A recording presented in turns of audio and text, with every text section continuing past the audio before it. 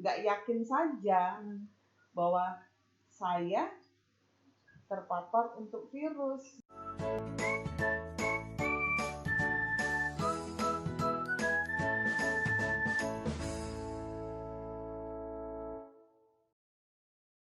Hai, halo guys, balik lagi sama aku di Rafiq Nevar Channel.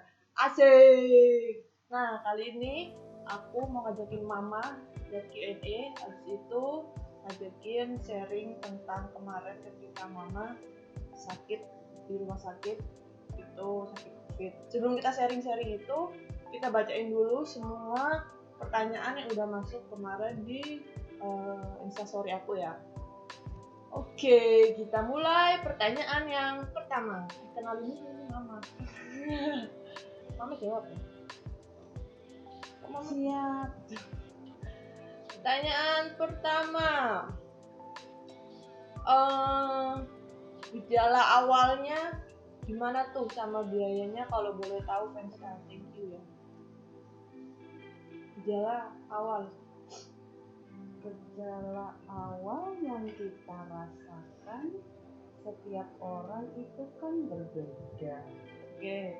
Untuk corona yang atau COVID yang memapar setiap orang beda-beda. Kebetulan kalau kita awalnya Mama aku enggak. kita maksudnya saya mual sama muntah, badan merasa lelah. Lelah itu sudah berapa hari memang ya, seperti hampir 11-12 sama flu. Tapi panas ada panasnya? Panas sementara tidak dirasakan. Oh, awal pertama kali, hari pertama merasakan gejala itu berarti nggak ada panasnya? Nggak ada sama sekali. Hanya mual, muntah, badan lelah, persis dah sama flu. Kalau kita lagi nggak enak badan. Terus biayanya kemarin? Untuk masalah biaya kita sih semua belum tahu. Cuman karena kita semula berpikiran bahwa itu semua mungkin cover dari BPJS. Kita sementara tidak sampai menjangkau berapanya, yang penting kita sehat.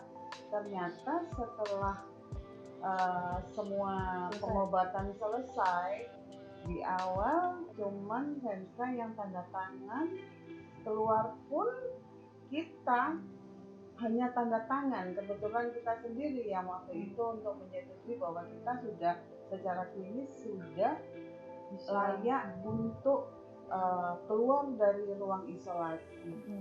Jadi di situ tidak disampaikan biayanya berapanya. Alhamdulillah yang kita sudah sehat tanpa harus memikirkan biaya sepeser pun. Ternyata itu semua memang dari program dari pemerintah untuk istilahnya bertanggung jawab penuh kepada setiap orang yang kebetulan terkena COVID-19. Berarti emang aku juga aku sama Mama juga ngeluarin biaya apa-apa, cuma waktu di UGD itu kalau nggak salah biaya rapid sama masker oksigen yang ada balonnya itu sih disuruh beli itu. Setelah itu kan nggak ada bayar apa-apa. Memang di awal sih kita belum tercatat selaku pasien, cuman tindakan di awal aja yang kita butuhkan. Di situ kebutuhan kecil. Tetapi selama di dalam ruang perawatan sepertinya hanya kita sendiri aja yang untuk menambah multivitamin, untuk kalau tambahan vitamin itu ya dibawain dari rumah gitu kan? Ya seperti itulah. Tetapi semuanya sudah diperhatikan sama terutama rumah sakit setempat dalam hal ini, karena semua biayanya itu ternyata dari pemerintahnya setempat. Itu mungkin anggaran juga dari Kemenkes, ya aku nggak tahu sih kalau dari pemerintah kota kurang tahu persis. Tetapi selama ini kita dengar alokasi yang ada itu semua diberikan oleh pemerintah setempat. Oke, itu jawaban pertama udah dijawab ya. Next, pertanyaan selanjutnya, gimana perasaannya waktu tahu positif COVID. Di awal kita tidak membayangkan karena kita tahunya cuma flu aja. Setelah kita tahu bahwa badan kita semakin lelah, ada upaya untuk kita periksa ulang ke dokter, dan yakin saja karena sudah melewati 2 kali swab. Swab antigen sama swab PCR kan? Iya, itu 2 hari sebelum kita masuk ruang isolasi. Jadi seyakin-yakinnya karena kita percaya sebab negatif.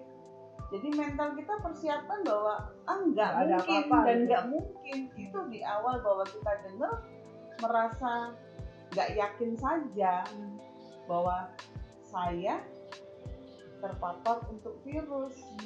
Sampai dengan dibawa di UGD mendengar berita bahwa setelah Mama taunya ronsen, bukan ronsen emang ada ini kan, ada apa, cairan itu kan, terblok itu kan, pneumonia itu. Cuma kan taunya positif atau enggaknya kan besok ya, hari Senin. Iya, tetapi itu pun sudah merasa bahwa Kayaknya sepertinya kena. oh, Tapi di dalam hati sangat tidak yakin. Nggak mungkin dan nggak mungkin, adanya cuma itu. Tetapi dibalik lagi setelah kita sampai ruang isolasi, ternyata kita bahwa virus itu ada dalam tubuh kita. oh tapi Mama berarti pas masuk ruang isolasi itu udah ada pemikiran kalau kayaknya ada virus. Berarti ada Sepertinya karena semua yang masuk di ruang isolasi itu ternyata perlu perawatan yang lebih intensif. Dan di situ baru yakin, tetapi kembali lagi kepada keyakinan bahwa aku enggak. Nah, itu yang semakin menguatkan kita bahwa enggak mungkin lah aku sampai begini, tetapi kenyataan lain bahwa aku ada di sini, kadang-kadang sangat bertentangan, tetapi kembali lagi bahwa saya yakini bahwa aku harus bisa, aku harus sembuh, dan harus selalu menyapa sendiri bahwa saya bisa dan saya bisa. Cuman kadang-kadang di titik jenuh pasti akan berpikir negatif atau berpikir yang terjelek. Cuman itu harus kita lawan. Tapi kan waktu tahunya itu ya ketika swab yang kedua, berarti swab hari Senin yang diambil di dalam ruang isolasi.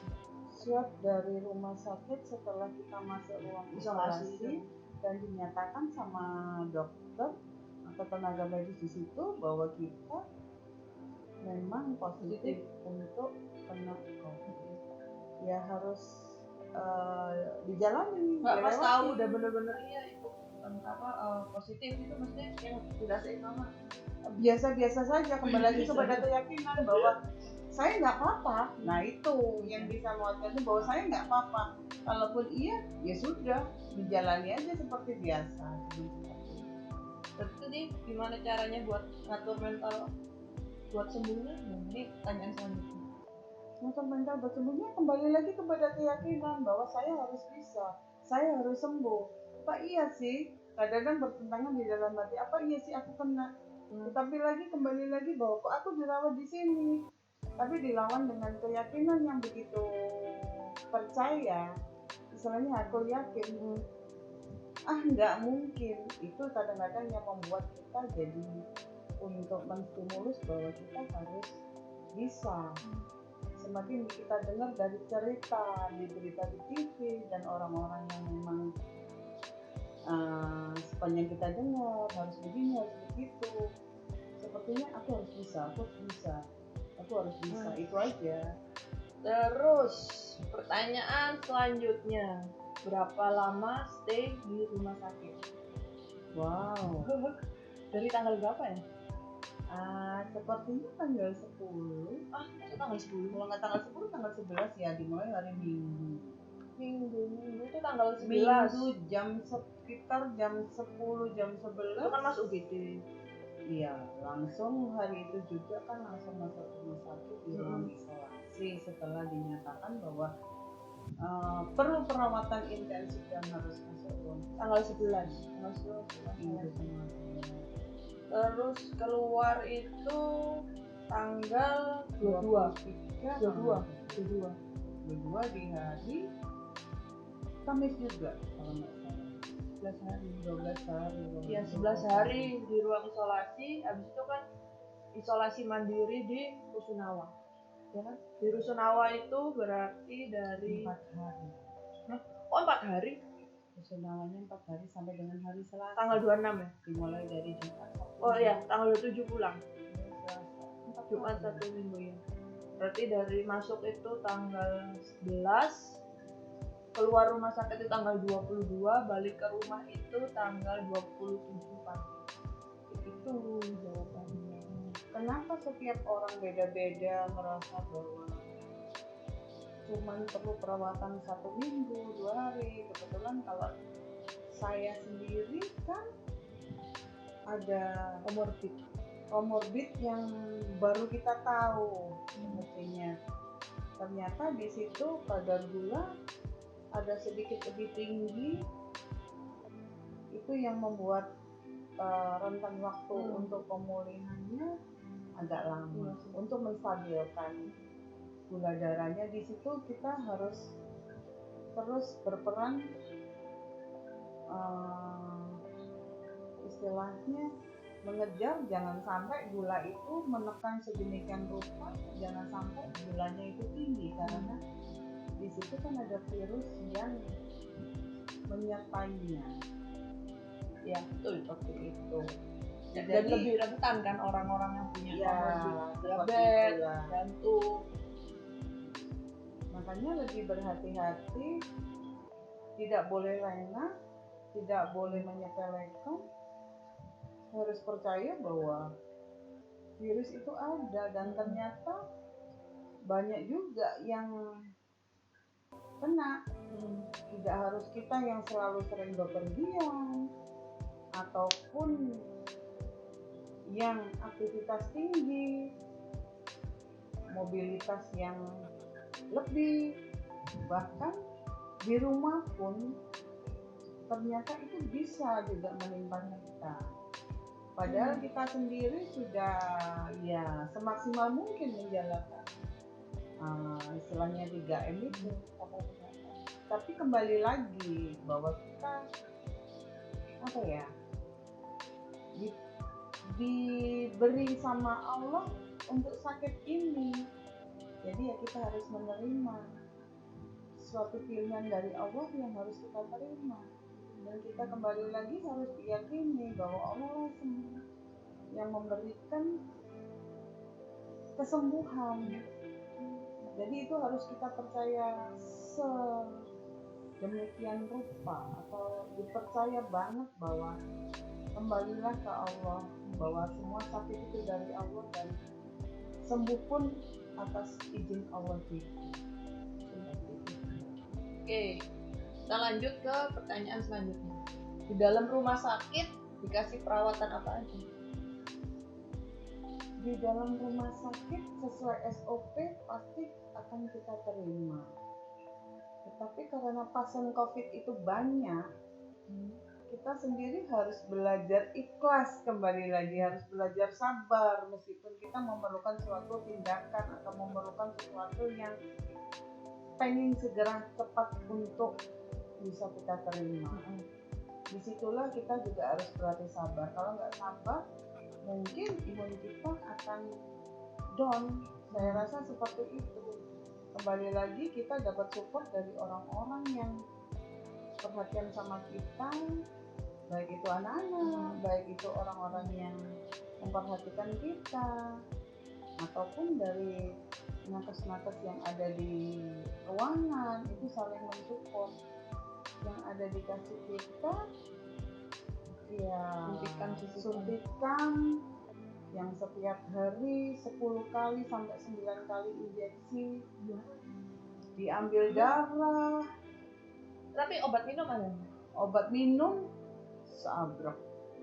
Itu apa? Kalau mama tahu Obat itu apa? minum itu sepertinya hanya multivitamin, terutama kurkuma, antibiotik untuk daya tahan tubuh, Nafsu makan, kalium.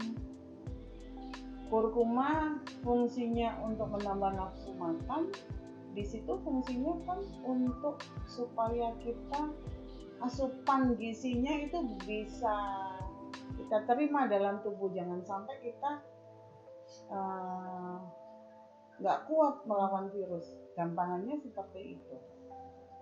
Nilai gizi juga diperhatikan, masalah obat tidak pernah lepas untuk antibiotik, kalium dan sebagainya. Infus pun itu antibiotik, injeksi dan sebagainya. Vitamin yang langsung disuntik kan juga ada. Banyak 9 juga. kali itu. Ada suntikan yang tiap hari selama 12 hari kita di ruangan itu 9 sampai 10 kali. Setiap hari ya. Setiap hari. Belum yang diambil darahnya. Lumayan lah. Pindah berapa kali Mak infusnya? 2. Infusnya tangan kanan sebelumnya 2 kali, tangan kiri 2 kali, kembali lagi tangan kanan 5 kali. Mantap. Makanya dengan cerita seperti ini supaya orang lebih waspada, supaya jaga kesehatan. Jangan sampai kita yang sudah kena aja berpikir ulang, tidak boleh ceroboh. Oke, next. Pertanyaan selanjutnya.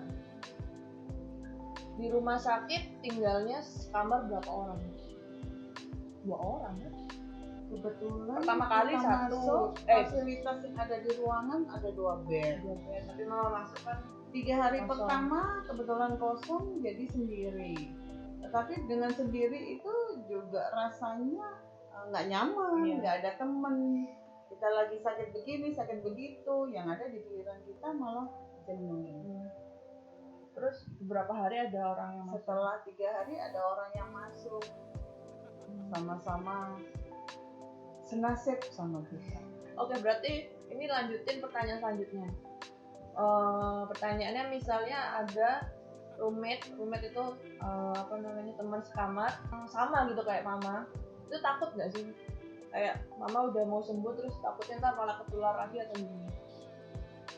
Kembali lagi kepada keyakinan bahwa kita sama-sama yang senasib. Iya, sebenarnya sama aja kan, positif sama positif ntar jadinya negatif. Positif ketemu positif jadi Itu untuk duniawi. pinter. Tapi berarti mama ya udah gitu kayak. Tetapi terus ditekankan bahwa kita di rumah sakit harus selalu memperhatikan masalah pemakaian masker. Oh ya, ya sekalian berarti di ada yang nanya kalau di kamar rumah sakit itu tetap pakai masker atau enggak? Wajib sepertinya, tidak boleh ditawar ulang. Maskernya kan mama kan bukannya pakai masker yang masker medis, pakainya kan masker oksigen. Kalau kita melepas masker oksigen tidak tetap disarankan untuk memakai masker. Memang masker oksigen apabila kita butuhkan, tetapi tidak bisa kita lepas, tetap harus terpasang untuk menjaga baik kita bisa menularkan ataupun kita bisa tertular. Karena di situ juga ada tenaga medis yang lainnya. Ya kasihan juga yang tertularan, menjaga sendiri. Oke, pertanyaan selanjutnya, 2 pertanyaan terakhir ya. Wah ini berat pertanyaan. Apa bedanya SARS, flu burung sama corona? Kok diperlakukan begitu? Bukan tanah kita nggak sih penjelasannya? Yang jelas diberlakukan beda karena mungkin karena tingkat penularannya. Kalau corona flu kayaknya burung kalau nggak salah tahun 2005 sampai 2009 kalau nggak salah. Dan di situ flu burung semercingnya itu penularannya kalau nggak salah kan dari India. Tidak separah seperti pandemi saat sekarang. Yes. Yang kita tahu di situ aja sih. Ya opini kita ini ya, kayak ya karena corona juga penyebarannya kan cepat banget dan gampang dan lebih gawat loh. Iya sih. Tapi ya buat dapetin dapetin jawaban yang lebih valid ya pasti kalian tanya sendiri lah ke ahlinya langsung atau kita cuma ya ini opini kita aja. Oke, terakhir ini ada dua pertanyaan aku jadiin satu aja ya. Apa pesan ke orang-orang yang suka nyepelein penyakit ini? Ada dua berarti. Ini pertanyaan dua terakhir. Apa pesan ke orang-orang yang suka nyepelein penyakit ini? Karena di pertanyaan terakhir ada yang tanya, emang beneran ada COVID? Secara nyata COVID itu ada. Berulang kali baik kita secara pribadi atau himbauan dari pemerintah dalam hal ini, karena ini pandemi sudah seluruh dunia. Bahkan ceritanya sudah ke Indonesia. Bahkan kita lihat sendiri aja waktu itu bulan Januari Februari kita bawa Januari kita baru bisa melihat di Wuhan kondisinya seperti itu. Kita berandai-andai bahwa oh seperti ini ya, seperti apakah itu penyakitnya sampai bagaimana. Kita masih bisa menonton di TV di Wuhan pada waktu ingat saya bulan Februari. Ternyata bulan Maret pun itu sudah masuk di Indonesia. Pertama kali sudah di Indonesia, kita dengarnya dari berita. Dan ternyata bahwa saya sendiri akhirnya terpapar. Jadi yang orang jauh akhirnya kayak di sekitaran kita kan di dunia. Makanya kita tetap harus bisa mewaspada untuk masalah kondisi seperti ini. Kembali lagi jangan layangan, jangan geroboh. Kembali lagi bahwa semuanya atas izin Allah. Kita diberi sakit dan kembali lagi kita diberikan kesehatan itu juga atas izin Allah. Kita tidak bisa menolak bahwa itu takdir untuk kita. Harus yakin bahwa itu ada, karena kita banyak melihat bahwa saudara-saudara kita ataupun teman kita ataupun ya semuanya banyak yang meninggal karena ini. Kita harus yakin seperti itu. Kita harus menjaga kesehatan, kita harus jaga jarak. Memang ternyata betul adanya. Bukan berarti kita yang ibarat kata yang ceroboh nggak kena. Tidak boleh bilang seperti itu. Jadi COVID kita beneran ada. Harus yakin bahwa COVID itu Tuh dengerin, ada beneran, emang nggak kelihatan tapi beneran ada. Tetapi akibatnya begitu fatal kalau kita menyepelekan, coba. Yang saya sendiri merasa bahwa nggak mungkin saya nggak bisa. Ternyata saya alami hal itu dan terasanya wow.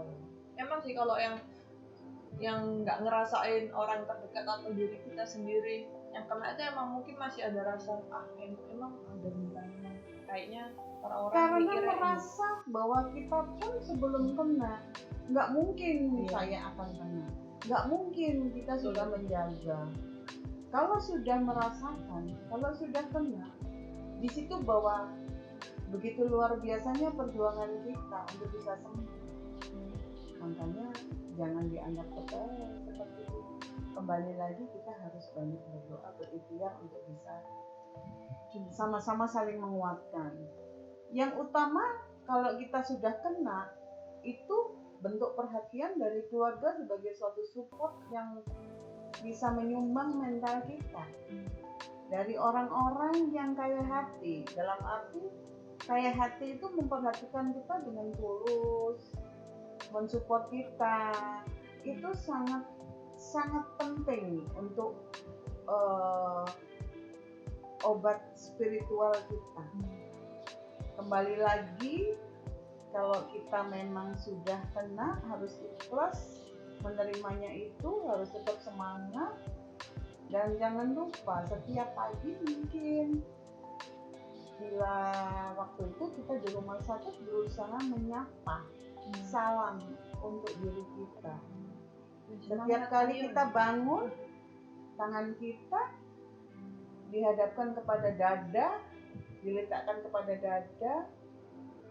Sebagai umat muslim kita menyapa. Itu yang kadang sering kita lupa, bahwa kita saling berucap salam kepada orang lain. Tetapi kalau kita bangun bahwa ini suatu kesempatan yang ada di dalam diri kita sapa jiwa kita. Assalamualaikum dengan sebut nama kita. Kemarin kita sempat seperti itu juga untuk menyapa jiwa kita. Nama kita sebut dengan mengucapkan Al-Fatihah. Insya Allah semua atas izinnya kita diberi kesembuhan. Seperti itu. Ingat ya, jangan ceroboh. Dengerin. Masalah seperti Ingat ini. pesan. Ingat. Oke, jadi itu beberapa pertanyaan yang udah kalian kasih di Instagram. Jadi Q&A-nya kita tutup dulu. Habis ini kita langsung jelasin gimana Mama kemarin setiap harinya sambil kita reaction foto sama video-video yang udah aku ambil kemarin waktu Mama di rumah sakit. Begitu. Oke, bye-bye. Di situ merasakan tiba-tiba nafas nggak nyaman. Bukan nggak nyaman lagi mah kayak kalau Mama sampai kayak gitu udah pada ribut kok aku langsung panggil tante nggak bisa nafas